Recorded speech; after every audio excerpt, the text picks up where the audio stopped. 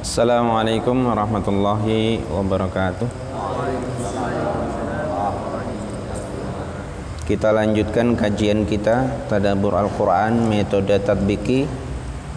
Kita sampai pada ayat surah Al-Baqarah ayat 25. Tadi kita sudah membahas qiraah, sudah membahas kosakata. Saat ini kita akan mencoba mengalih bahasakan wabasyiril ladina amanu sampai akhir. Dan berilah kabar gembira kepada orang-orang yang beriman dan beramal soleh, bahwasanya mereka itu akan mendapatkan surga yang mengalir di bawahnya sungai-sungai. Setiap mereka diberikan rizki berupa buah-buahan, mereka berkata, ini sepertinya pernah diberikan kepada kita sebelumnya. Memang mereka diberikan rizki itu dalam bentuk yang serupa. Mereka juga mendapatkan pasangan-pasangan istri-istri mutahharah yang suci, dan mereka juga di dalamnya kekal. Baik. Dalam mempelajari bahasa Al-Quran, salah satu syarat untuk mendalami bahasa Al-Quran, kita perlu tahu kaidah yang disebut dengan nahwu dan sharf. Nahwu dan sharaf. Nahwu dan sharaf dalam bahasa Arab itu terbagi, kata-katanya cuma 3 jenis. Yang pertama isim, fi'il. Yang ketiga huruf. Apa itu isim? Isim itu adalah kata benda, sifat, dan lain sebagainya. Apa itu fi'il? Fi'il itu adalah kata kerja, atau biasa disebut dalam bahasa Indonesia itu predikat. Apa itu huruf? Huruf itu selain isim dan selain fi'il. Itu mudahnya seperti itu. Jadi kita coba contoh ya. Wabasyir. Wabasyir itu wa-nya itu huruf, basyir itu fi'il. Ya, alladzina itu isim. Jadi dengan mengetahui seperti itu, sehingga kita bisa mengetahui makna secara detail. Ya, nah itu ya. Jadi sederhananya seperti itu. Nanti kita di pertemuan yang akan datang kita tambah lagi pengetahuannya. Ya. Kalau kita push pengetahuan ilmu qawaid, nanti pusing. Oleh karena itu kita perlahan, sedikit-sedikit. Baik, sekarang kita sampai pada kandungan surah Al-Baqarah ayat 25. Kandungan surah Al-Baqarah ayat 25. Para hewan yang mau masuk surga angkat tangan. Ya. Yang angkat tangan sudah tahu syaratnya masuk surga. Syaratnya apa masuk surga? Syaratnya? Ada berapa syaratnya? Syarat masuk surga Pak ada berapa? Ada 2. 1. Baik, syaratnya ada 2. Yang pertama beriman, yang kedua beramal. Jadi syarat masuk surga ada berapa? Ada 2. Gak banyak-banyak, 2 saja. Bukan kata saya, tapi kata Al-Quran. Nah itu enaknya kalau kita mengetahui ilmu, apalagi agama, langsung dari Al-Quran. Kuat, posisinya kuat. Jadi syarat untuk masuk ke dalam surga cuma 2. Yang pertama beriman, yang kedua beramal saleh. Kalau di antara kita hari ini, malam hari ini membaca ayat ini, maka otomatis kira-kira kabar gembira apa yang paling menyenangkan dalam hidup kita? Kira-kira apa? Kabar gembira yang paling hebat dalam hidup kita itu apa? Pak, silakan. Kabar gembira apa yang paling hebat dalam hidup? Harta, tahta, materi atau apa? Yang paling hebat kabar gembira diberikan kepada kita adalah bahwa kita itu bisa masuk ke dalam surga. Bahwa kita bisa masuk ke dalam surga. Syaratnya nggak banyak, cuman 2. Yang pertama beriman, yang kedua beramal saleh. Iman. Nah, dulu kita belajar iman itu rukun iman. Sederhana, iman itu apa? Rukun iman. Rukun iman ada berapa? Ada 6. Rukun iman ada 6. Nah, itu 1. Kalau itu dilakukan, insya Allah. Kemudian iman itu adalah kandungan yang terdalam dari Islam. Jadi Islam dan iman itu kalau disatukan itu ada perbedaan. Ada perbedaan. Nanti dipelajari dalam surah Al-Hujurat. Qalatil a'rabu amanna qul lam tu'minu walakin qulu aslamna. Ada orang Arab Badui datang kepada Nabi, memang dia sudah masuk Islam, baru saja masuk Islam, tapi mereka mengaku kepada Nabi, amanna, kami sudah beriman. Kata Nabi, belum, kamu baru berislam. Ya. Nah, Islam itu disempurnakan nantinya dengan keimanan yang semakin hari semakin kuat, semakin kokoh, tsumastaqamu, kemudian istiqomah, sampai kita dipanggil oleh Allah Subhanahu wa ta'ala. Ya, jadi itu. Yang pertama, keimanan untuk syarat untuk masuk ke dalam surga. Keimanan. Kitabul Iman selalu didahulukan dalam kitab-kitab hadis. Sahih Bukhari, Kutubut Tis'ah. Itu rata-rata kitab yang pertama itu Kitabul Iman. Kalau di Sahih Al-Bukhari hadisnya Kitabul Iman kurang lebih ada 57 hadis.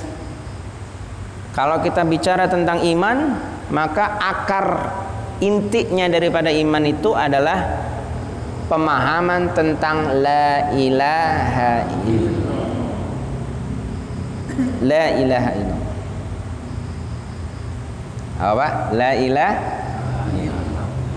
Ada satu hamba diceritakan di kemudian hari di padang mahsyar dikumpulkan.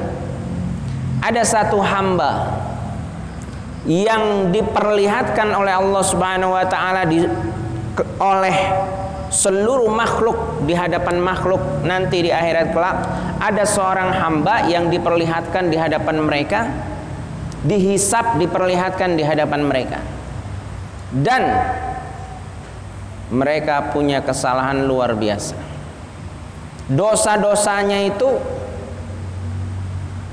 70.000 lembar. Yang satu lembarnya itu sejauh mata memandang. Satu lembar tulisan dosa-dosanya, catatan dosanya itu sejauh mata memandang. Kemudian Allah bertanya kepada dia, kamu mengakui dosa-dosa ini? Iya wahai Rabbu. Bala, pasti saya mengakui. Saya tidak mungkin lagi mengingkari dosa-dosa saya. Begitu orang ini mau dimasukkan ke dalam neraka, tunggu dulu. Kata Allah Subhanahu wa ta'ala, tunggu dulu. Ternyata ada catatan. Di situ disebut bitokoh. Bitokoh itu sama sijilat beda. Kalau sijilat itu lembaran, kalau bitokoh itu kecil. Bitokoh kecil. Ternyata di situ ada catatan keimanannya.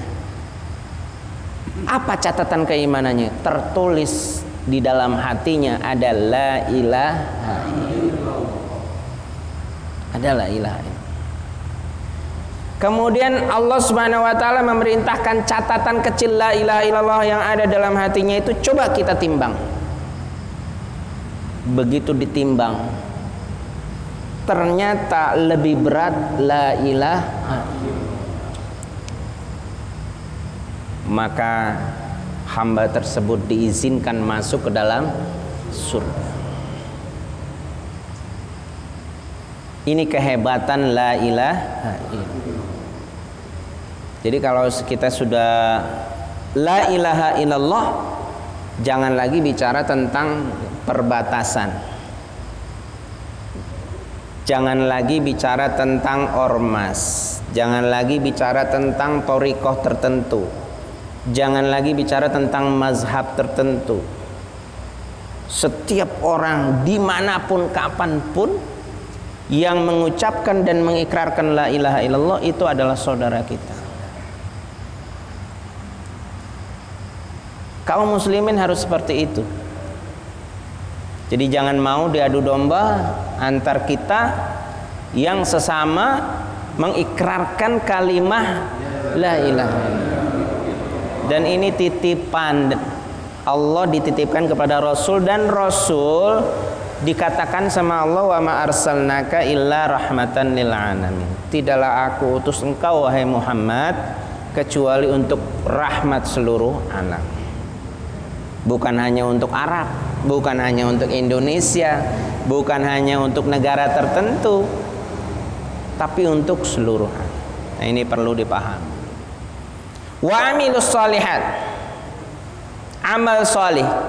Kenapa di sini amal soleh itu disebut umum? Oleh Allah Subhanahu wa taala disebutnya umum, amal soleh, perbuatan yang baik. Kalau dirinci banyak sekali amal soleh. Kalau dirinci banyak sekali. Maka kita perlu berjamaah dalam mengamalkan Islam ini. Contoh, Muhammadiyah punya spesialisasi amal soleh tersendiri di bidang pendidikan, di bidang perguruan tinggi, di bidang semangat mengikuti sunnah Nabi. Kemudian NU punya nilai amal soleh tersendiri juga di bidang keulamaan, ya, di bidang hazanah kitab-kitab para ulama. FPI punya keistimewaan amal tersendiri, tanhauna 'anil munkar. Ya, teman-teman kita yang ada di tablik punya keistimewaan sendiri, ya kan? Menyampaikan yang kontinuitas, ya kan? Kemudian ada khuruj dan lain sebagainya. Kita perlu belajar, ya kan? Kepada mereka-mereka. Masing-masing kita itu punya nilai keistimewaan. Tidak mungkin kita bisa mengamalkan amal soleh yang diturunkan begitu luas. Kita sendiri semua hebat, nggak mungkin. Kita perlu menyempurnakan satu dengan yang lain. Nah, inilah amal soleh. Maka amal soleh itu kalau diturunkan kepada hukum, kepada syariat, maka terbagi menjadi 5. Ada wajib, ada sunnah, ada mubah, ya, ada makruh, ada haram. Nah, kalau haram tidak termasuk. Haram tidak termasuk. Nah, baik. Kemudian amal soleh ini begitu luas. Maka kalau kita lihat hadis-hadis Nabi, ada orang yang misalkan hadis Nabi itu ada yang memuliakan orang yang membaca Al-Quran, mahir dalam Al-Quran. Ada yang hadis Nabi fadail tentang apa? Tentang kebersihan hati, sidik. Ada fadail tentang sunnah, ya, amaliyah sunnah, rawatib, nawafil, ba'diyah, qabliyah, ba'diyah, dan seterusnya. Ada lagi fadail tentang saum sunnah. Ada lagi fadail tentang orang yang musafir. Ada lagi fadail tentang sedekah, dan seterusnya, banyak.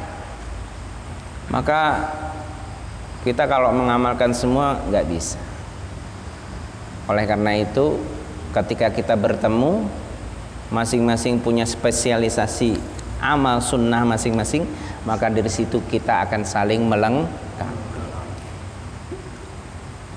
Nah, inilah syarat bagaimana kita bisa masuk ke dalam surga. Cukup 2 syarat, iman dan amal soleh. Allah Subhanahu wa taala memberikan kabar gembira kepada kita. Di sini kata-katanya ada jannat. Annalahum jannat. Ketika Allah Subhanahu wa taala berbicara jannah kepada menceritakan tentang kondisi Adam di waktu Adam posisinya dahulu masih di surga. Ya, surah Al-Baqarah ayat 38 dan seterusnya itu. Ya. Wa qulna ya Adamu uskun anta wa zaujukal jannah. Kata jannah di situ berbeda dengan jannat di sini. Kalau kata jannah di Adam itu al jannatu tulisannya. Kata ini mufrad. Mufrad itu memiliki makna tunggal. Tapi kalau di sini yang dijanjikan kepada kita, wa basyiril ladzina amanu annalahum jannatin, itu jannatin itu kata-katanya jamak. Apa perbedaannya? Perbedaannya surga yang akan kita tempati nanti itu berbeda dengan surga dahulu kakek moyang kita Adam. Surga di masa Adam itu masih ada keterbatasan, tapi surga di masa kita tanpa ada keterbatasan. Siapa yang hobinya minum khamar? Siapa yang hobinya ganti-ganti wanita? Jangan di sini, Pak. Nanti di surga. Jangan di sini, tapi nanti di surga. Mau kendaraan, hobinya apa, nanti surga. Nah, jadi seperti itu. Kemudian di sini disebutkan sedikit ciri-ciri surga. Disebutkan sedikit ciri-ciri surga. Apa diantaranya? Ciri-cirinya adalah tajri min tahtihal anhar, mengalir di bawahnya sungai. Siapa yang punya villa di sini? Yang punya villa ada? Punya rumah mewah ada? Biasanya rumah mewah itu selalu ada air, ada kolam renang. Kemudian biasanya orang kaya itu suka bikin rumah di lereng-lereng gunung, pegunungan yang begitu rindang. Kemudian pasti di situ ada air mancur, air apa, ya kan, kolam renang dan itu. Memang itu imajinasi manusia, keindahan manusia itu kalau mau refreshing kemana? Ke situ biasanya, ya kan? Nah ini nanti di surga itu ada, tapi beda. Bedanya apa? Belum pernah terlihat keindahannya dalam dunia, di dunia. Tajri min tahtihal anhar. Kemudian yang kedua, makanan. Makanan buah-buahan. Makanan yang paling enggak membosankan, buah-buahan. Buah-buahan itu paling makanan yang tidak membosankan, dan rasa manisnya juga enggak terlalu berbahaya. Ya, kalau belum diolah. Kalau udah diolah instan, beda lagi, ya kan? Itu buah-buahan. Tapi begitu ahli surga diberikan buah, kok dia ada mangga di surga? Kok ada jeruk, ada apa namanya, durian dan lain sebagainya? Ini kayaknya pernah kita diberikan seperti ini. Tapi walaupun bentuknya sama, tapi rasanya belum pernah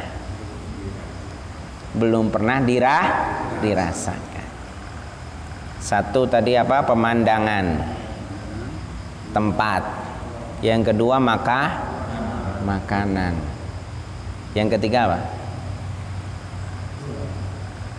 Yang ketiga kebutuhan biologis, Pak. Yang ketiga bidadari. Coba kita lihat sekarang, hidup di dunia ini yang dikejar kalau enggak tempat tinggal yang bagus, ya kan? Makanan, kemudian wanita. Harta, tahta, wanita. Tahta itu cuma sarana untuk mendapatkan tiga ini. Kenapa orang rebutan tahta? Karena dengan punya tahta yang hebat, dia bisa mendapatkan tiga ini. Satu, tempat yang indah. Dua, makanan yang tidak terbatas. Yang ketiga, wanita. Nggak ada lain, Pak. Cuma tiga ini. Cuma Pak, wanita di dunia ini terbatas. Wanita di dunia ini tidak mutahharoh, tidak suci. Tapi wanita di surga suci. Tidak pernah kentut,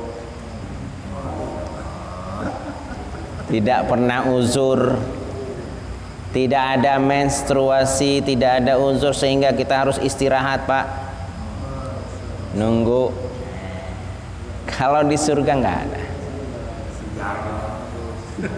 Kemudian di surga itu azwajum mutahharatun. Azwaj itu jamak. Mufradnya, tunggalnya itu bentuknya zaujun. Kalau zaujun cuma satu, tapi kalau azwaj banyak. Maka ahli tafsir ada yang menafsirkan bahwa setiap kita punya bidadari minimal 100 bidadari. 100 bidadari. Apa kuat? Wow, jangan ditanya. Jangan ditanya. Warga surga itu usianya kisaran 35 tahun. Jadi postur tubuhnya, bentuk fisiknya sekitaran umur 35 tahun. Tuh lagi puncak-puncaknya, lagi jos. Ya kan? Dan yang paling hebat adalah khalidina fi, kekal di surga.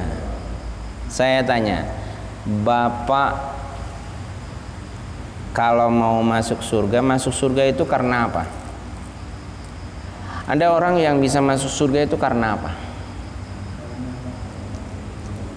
Masuk surga karena apa, Pak? Hah? Karena rahmat Allah. Betul. Kita masuk surga itu karena rahmat, bukan karena amal kita. Kalau kita masuk surga karena amal kita, coba nanti dihitung. Satu hari di akhirat itu 1000 tahun di dunia. Satu hari di akhirat, di surga 1000 tahun di dunia. Ada yang punya amal 1000 tahun? Nggak ada kan? Nggak ada. 1000 tahun, 100 tahun sudah jarang. 50 tahun juga sudah, zaman sekarang sudah, ya kan? Sudah capek 50 tahun. Terus kok ingin mendapatkan surga? Khalidina. Jadi sebenarnya amal yang kita lakukan itu cuma syarat. Apa bahasa cuma syarat itu apa? Sebenarnya kita minta mobil, minta bekerja di perusahaan, tapi perusahaan punya orang tua kita. Terus kata orang tua kita, kamu bikin lamaran pekerjaan, buat lamaran pekerjaan. Nah, lamaran pekerjaan itu cuman syarat. Padahal sesungguhnya kita sudah diterima sebagai pegawai perusahaan. Cuma suruh bikin apa? Lamaran. Syarat. Amal ibadah kita juga seperti itu. Itu sama Allah itu cuma untuk syarat.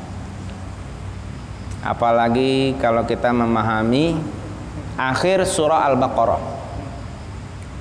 Akhir surah Al-Baqarah. Sudah dipahami belum?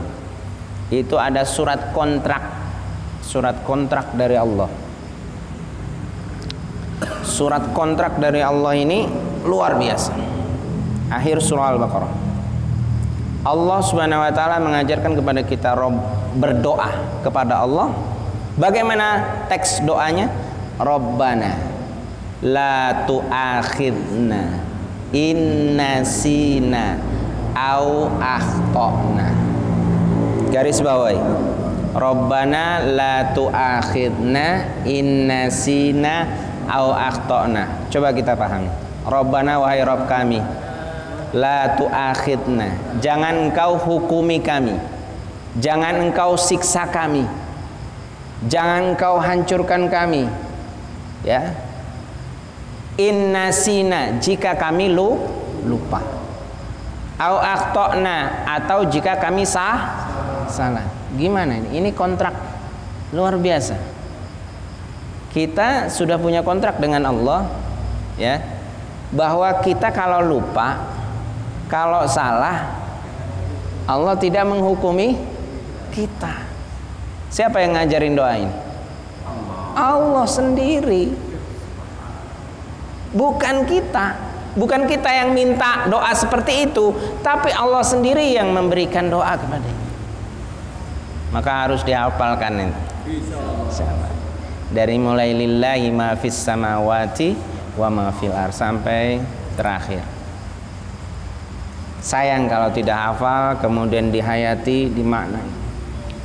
Siapa manusia yang tidak salah? Siapa manusia yang tidak berdosa?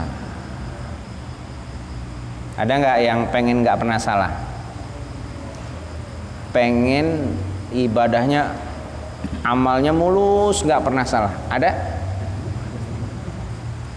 Siapa yang pengen amalnya mulus, tidak pernah salah? Siapa? Pengen semua? Enggak, yang pengen ibadahnya mulus, nggak pernah salah sedikit pun. Hah? Kalau kita pengen seperti itu, secara tidak langsung kita menafikan sifat Ghafur Allah. Kalau manusia berdoa kepada Allah, ya Allah, takdirkan saya tidak pernah salah. Kemudian ada jawaban, wahai hambaku, jika engkau ditakdirkan tidak pernah salah, lantas sifat Ghafurku itu mau ditaruh di mana? Sifat Ghafur Allah itu mau ditaruh di mana kalau kita nggak salah? Jangan-jangan selama ini kita menafikan sifat Allah Ghafur.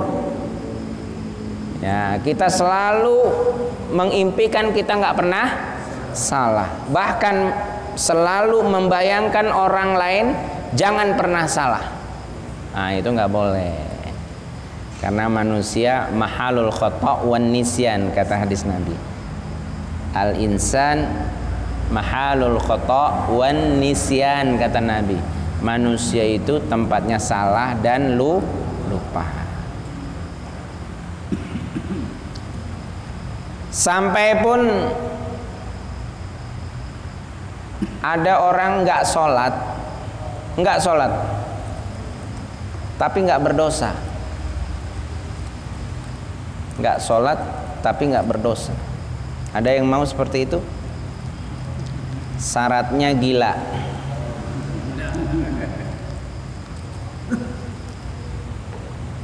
Orang gila itu, ya, itu nggak sholat juga nggak masalah. Nah, ya kan. Kemudian anak kecil yang belum balik, nggak sholat nggak apa-apa. Kemudian orang yang sedang tidur, sudah azan nggak ke masjid, tapi dia lagi tidur, nggak masalah. Yang masalah itu yang nggak tidur, dengar azan nggak ke masjid. Ya kan? Baik. Ini sebuah contoh ya. Begitu rahmat Allah itu begitu luar biasa.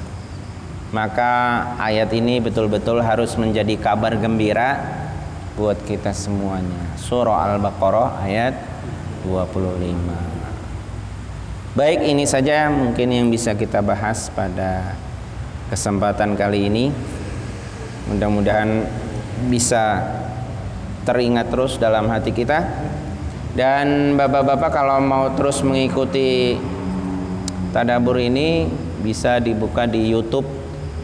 Tulis saja metode tadbiki kayak metode tadbiki channel, nanti di situ keluar. Dari mulai ayat surah Al-Fatihah terus berurut. Insyaallah. Baik, kita tutup majelis ini dengan baca doa. Bismillahirrahmanirrahim. Subhanakallahumma wa bihamdika asyhadu an la ilaha illa anta astaghfiruka wa atubu ilaik. Kurang dan lebihnya saya mohon maaf. Wabillahi taufik wal hidayah. Wassalamualaikum warahmatullahi wabarakatuh.